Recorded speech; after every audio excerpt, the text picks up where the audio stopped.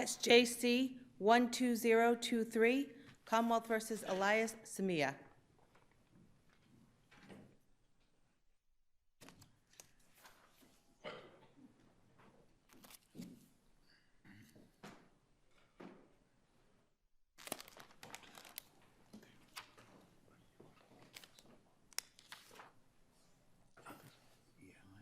This comes up and you ask. I would think that would. Yeah.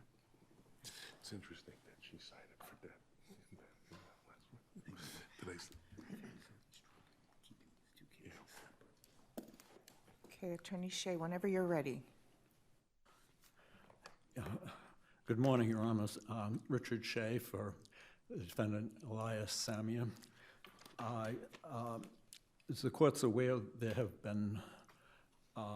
were 3 defendants in this case, each tried separately, and 2 of them have had their cases subject to appellate review. One of the issues that was common to all of them is the first issue in my brief, which is that the admission over objection of testimony by 5 witnesses that Kevin Harkins, the victim, made statements in which he expressed mortal fear of the co-defendants, Fredette and Trotto. This court in Trotto rejected the challenge to that, saying it was a close question, but it was not an abuse of discretion for the court to admit similar testimony. It wasn't the same testimony. It was the gist of the testimony by different witnesses. The argument I make is based on a number of factors. One is a major fact difference is that there was a witness in the Fredette and Trotto cases he was a roommate of the deceased, and he testified that there was a car parked outside the Sunni's pub and observed Trotto escorting Mr. Harkins into the car. And in this case, there was no such testimony because the witness was gravely ill in the hospital and not available to testify. So what's known is that the bartender, Fournier, in fairly brief testimony in this case, described how at about 10:30 at night, Harkins was in the bar drinking, smoking cigarettes, playing pinball, I believe, and they were watching a basketball game. Then Trotto appeared at the front door, looked in through the glass window of the door, and stepped inside and made a gesture, crooked finger, come outside. And Harkins left all his belongings at the bar and went outside, and he was not seen again. The testimony by the bartender did not include anything potentially malevolent about the way Trotto was acting or fearful of the way that Harkins reacted. He simply went outside. Mr. Shea, the state of mind evidence is still relevant. I get your take on this, that it's a different factual predicate, but Yes. the state of mind is still the same in this case as well as Trotto, as far as whether he willingly or was coerced outside, correct? Well, yes, whether he willingly left the bar, and whether he was constructively or actually confined in the putative vehicle that was outside. This case is distinguishable on, well, I would raise a number of legal issues that I don't think were considered in Trotto. One is the Del Valle case, which I cited, which has most recently been cited by this court a few years ago in Amaral. And this court stated in Del Valle that we hold that testimony of the threats to a victim may not come in through a third-party witness, because the third-party witness cannot be cross-examined about the, the victim cannot be cross-examined. It's an absolute. That involved a statement, though, and this doesn't involve the statement, does it? Of Harkins? Well, no, I'm saying in the other cases, there's an issue of a statement of the defendant that the victim's talking about. Is that right? I could be wrong, but I thought in that case that there's a statement. It's not just statements of the fear that the out-of-court declarant's expressing, but the out-of-court declarant is expressing that the defendant said words that put him in fear. Maybe that is that right, that distinction? I believe so, but in this case, it was the words of Trotto and Fredette which put Harkins in fear, and Harkins related this to 5 different witnesses, that he either heard these things said, or in one case, Davidson, he told him, "Don't mess with Trotto. He's a killer. He'll kill you." So he was certainly expressing things that he had heard from the defendants, or things that he had observed. So there's no question that it was hearsay and could not be cross-examined. My argument is that case is an absolute bar if it can't be distinguished. The next line of cases which I've cited are Qualls, McGraw, and the appeals court case Bond, which say that it is impossible for a limiting instruction to purge from the juror's consideration the substance of threats of this nature.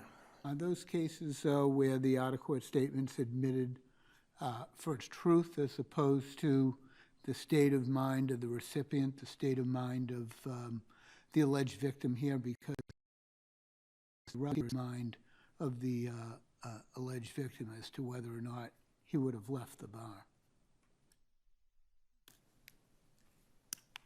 Could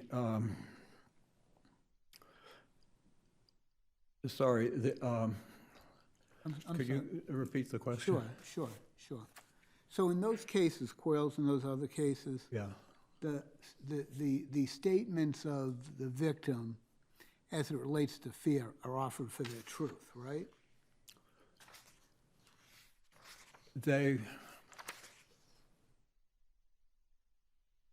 No. No? I don't Okay. believe so. Okay, I don't believe so. okay.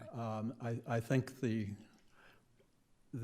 case law make clear that any statements of this nature are inherently prejudicial and can't be purged by jury instruction. The last case I would rely upon would be Andre, which says before the judge allows this kind of statement hearsay to come in, must make a clear exploration and finding that it's something that a jury instruction would not prevent prejudice. Counsel, I'm getting a little bit confused by your argument. If it's being offered for the state of mind of the decedent Yes. and not for its truth, you keep saying it's hearsay. If it's not being offered for its truth, it's not definitional hearsay. So please help me understand what you keep referring to statements that go to the state of mind, which are not dependent on the truth of the matter asserted. So how do you keep saying it's hearsay? Well, all right. The truth that's being offered is the witness testifying that he heard this. The hearsay that I'm referring to is a colloquial sense of the decedent making a statement to another person who is testified to in court. And yes, that would be hearsay if it was offered for its truth. And if there's an exception, it is not hearsay. In this case,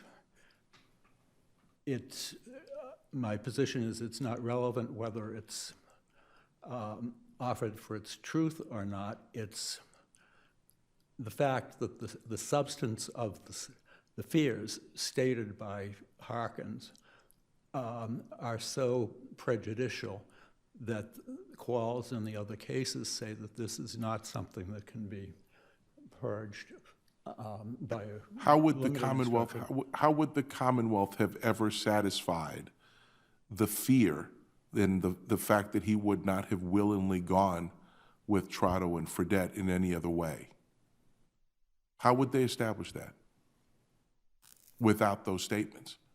I mean, if you're saying that it seems that you're suggesting that those cases support the contention that these kinds of statements of fear are never going to be allowed because they're so inherently prejudicial and so outweigh any probative value. How would the Commonwealth ever establish the underlying fear of the victim such that he would not have gone willingly? How would they do that without those statements? Well, they would have to do it without the statements because it's their burden, and they have to establish elements by way of admissible evidence. And if the evidence is not admissible, then it's unfortunate for the Commonwealth. They can't prove that. Secondly, in this case, there is testimony by Daenerys that Samia and Fredette agreed that Fredette and Samia were beating Harkins up in the vehicle. That would be actual. He's already in the Kidnapping. vehicle at that point. He's being confined. Right, but he's already in the vehicle at that point. So the entrance into the vehicle is simply an alternative way of proving kidnapping. And if for the probative value also of the state of mind is, I would submit, minimal or non-existent. That if he left the safety of a bar with the bartender and other patrons and walked outside, then that doesn't, his fear of Trotto obviously did not deter him from walking outside. Isn't that You count? don't know what happened. That's true, but that's counterfactual. We have to deal with what we have. And that's not the facts of this case. The facts of this case is he comes in, gestures with his finger, and he walks outside. and he comes outside, and there's also other evidence that he would never have left under the circumstances that he left in this case. Half a beer, his coat, his Celtics jacket, his cigarettes, all of the things that there was testimony upon testimony that he would not have left these things behind this way. It's equally possible that he thought he was just stepping out onto the sidewalk to have a discussion, and that he would come back and pick his things up. Leaving the items behind doesn't tend to show that he was so afraid that he had to rush out the door without looking after his belongings. Thank you. Yeah, okay. The additional prejudicial admission of what I colloquially call hearsay is the Dudley, who participated in dismantling Samia's car, was cross-examined about how he could remember, whether he could remember the month, the day of the week, the date, and so forth. But he had already given a significant amount of details about why it was so unusual that there were all these people in the junkyard disassembly plant at such early hours, including the owner, who never came in then. And so he remembered on that basis and other corroborating evidence. The Commonwealth got up and was allowed to ask him, don't you remember this particular car out of the 100 or more that you've disassembled, because Walter Fitzsimmons, the owner of the junkyard, told you somebody had been shot in it. And my position is that that is so prejudicial that it's an abuse of discretion for the judge to have allowed it in, that it was not, it was not necessary for the Commonwealth to corroborate him in that manner, but there was this other corroborating evidence, and this was merely became so prejudicial. This was so prejudicial that it similarly is something the jury could not put out of their mind. In the generally, in the time remaining, I would point to my 33E argument and urge that there was such piling on of evidence, including possession of a gun, which was constantly brought up by the Commonwealth, even though Samia had a license to carry a gun and was well known in the evidence that he carried it all the time. There was even allowed to be 3 weeks after Harkin's disappearance, Samia was arrested distributing cocaine. And so the gun came into evidence, and the cocaine, and it was all on grounds that, well, this shows that he had a gun, and it's part of the joint venture. But as I've also argued, the joint venture is so broad-ranging that it goes back to the fact that these men were all close, very close, calling each other brothers, engaged. They hung out together. There were all sorts of non-criminal activities that were testified to. There's also this testimony of a drug operation, but the drug operation is so wide-ranging that it's it's a lot of bad act evidence that came in not really proving the specific joint venture in this case, which was the murder during kidnapping of Kevin Harkins. And lastly, I'd like to request, including in the 33E petition, that the premeditated murder be reduced to second-degree murder if the court does not agree to grant a motion for a new trial, mainly on grounds that Daenerys's testimony was inherently untrustworthy by reason of the promises and special treatment he had been given to get out of jail, which is a great concern to him. And so that being the only evidence of Samia's shooting, put together with the repeated references to his possession of a gun, his drug dealing, I painted him as cumulatively as such a bad man that it unfairly bolstered Daenerys's testimony. And lastly, I made the argument in one section of the brief that the prosecutor's closing argument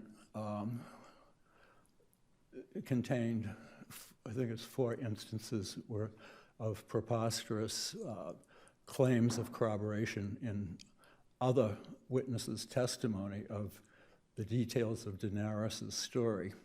And the jury was misled thereby into crediting Daenerys where they otherwise might not have been. So I'm over my time, so if no more questions. Thank you. Okay, thank you. Attorney Lazar. Good morning. Ellen Lazar for the Commonwealth. The Commonwealth asked this court to affirm the defendant's conviction first because the judge correctly exercised his discretion to admit evidence that was relevant to the victim's state of mind on the issue of force. The victim's state of mind was highly relevant in this case because to prove kidnapping, the Commonwealth was required to prove force and the absence of consent. The defendant claimed that the victim had not been physically forced to leave the bar with Mr. Trotto, raising the issue of constructive force. And in that context, the judge correctly exercised his discretion to admit statements that the victim had made showing his fear of the defendant, with a very strong and repeated limiting instruction that the jury could only consider the evidence as to the victim's state of mind. Counsel, on that particular issue, Mr. Shea says that this is a little bit different than Trotto and Fredette, where at least in this case, we didn't have the testimony of the roommate. Does this at all implicate the doctrine of the law of the case, where a lot of, even assuming this difference, this one factual dissimilarity, where we've already decided these issues, does that have any applicability to this pending appeal? I think it does in the sense that, at least as to the effectiveness of the limiting instruction, the court stated explicitly in Trotto that a limiting instruction is effective in these types of circumstances. So I think that holding certainly has bearing when you're looking at essentially the same evidence and essentially the same limiting instruction.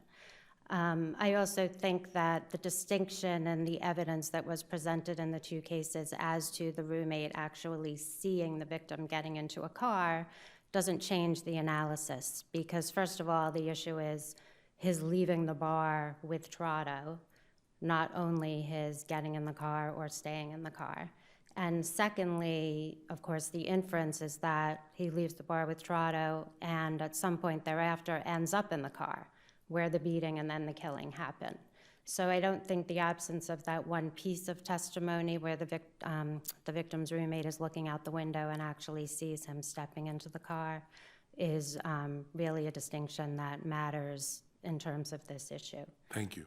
I would also say, as to the cases that the defendant cites with regard to his claim that a limiting instruction is not effective in these circumstances, that line of cases, Qualls, and that line of cases address a different issue where a victim states his or her fear or disdain of a defendant, and it's not really relevant to any issue in the case unless the government shows that the victim's feelings about the defendant were communicated to the defendant, and then the defendant was likely to act on them.